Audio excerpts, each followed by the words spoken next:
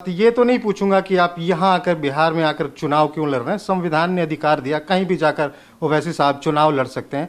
लेकिन ये देखा गया है ओवैसी साहब उसी इलाके को चुनते हैं जहां पे एक मजहब, सीधी बात करता हूं, मुस्लिम संप्रदाय के लोगों की संख्या ज्यादा है। तो क्या ओवैसी साहब मजहब की राजनीति करते हैं?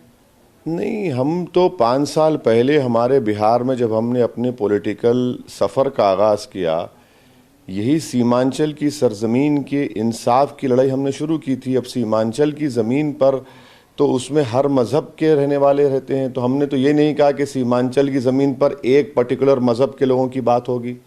हम आपसे कह रहे हैं कि सीमांचल ना सिर्फ बिहार का बल्कि भारत का सबसे बैकवर्ड एरिया है।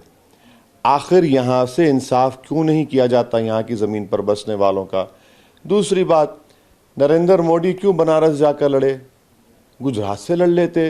राहुल गांधी वायनाड क्यों लड़े? वहीं से लड़ लेते। ये क्या वजह है कि हमसे ही सवाल पूछा जाता है, इनसे नहीं पूछा जाता? कोई बात नहीं, पूछते रहिए। नहीं, पूछिए हमसे, हम सवाल का जवाब देने तैयार है, ऐसी कोई बात नहीं है। मगर हमारी लड़ाई हमारे दिल के करीब सीमांचल के ज़मीन पर बसने वालों के इंसाफ की लड़ाई है, और हम उस वक्त तक चैन से नहीं बैठेंगे जब तक सीमांचल से इंसाफ नहीं होगा। ओवैसी साहब मजहब की राजनीति नहीं करते हैं। देखिए, मजहब की राजनीति कोई करता है तो वो मॉडल कोड ऑफ कंडक्ट का वायलेशन होगा।